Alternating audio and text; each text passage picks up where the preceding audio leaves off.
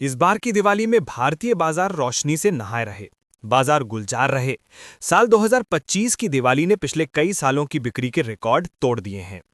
Confederation of all India traders यानी CAIT की report के अनुसार इस साल दिवाली पर कुल 6.05 लाख करोड़ रुपए की बिक्री हुई। GST में कटौती की वजह से घरेलू बाजार को बूस्टर डोज मिला है। CAIT के डेटा के मुताबिक 5.40 लाख करोड़ रुपए के सामान की बिक्री हुई, वहीं 65,000 करोड़ रुपए की सर्विसेज शामिल हैं। रिपोर्ट में यह भी बताया गया है कि पिछले साल दिवाली सीजन में कुल बिक्री 4.25 लाख करोड़ रुपए रही।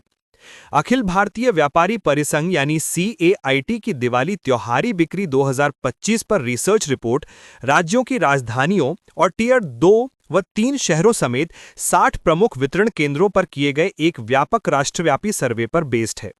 यह भारत के व्यापारिक इतिहास में अब तक का सबसे ज्यादा फेस्टिवल कारोबार है। रिटेल मार्केट में दिखा नया जोश।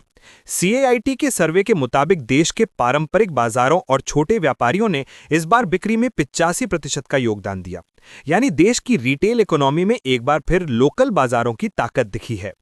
किराना, कपड़े, gift item, electronics, gold, jewellery और मिठाई जैसे उत्पादों की जोरदार बिक्री हुई।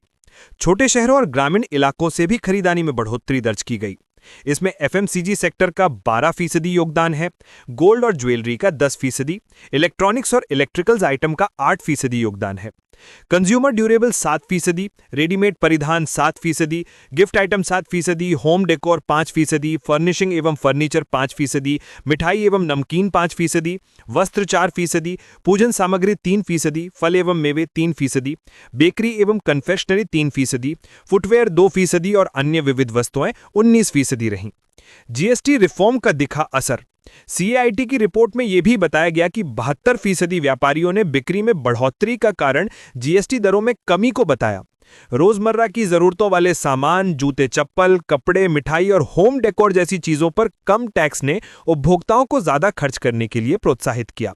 उपभोक्ताओं ने यह भी माना कि इस बार कीमतें स्थिर रहीं, जिससे खरीदारी का भरोसा बढ़ा।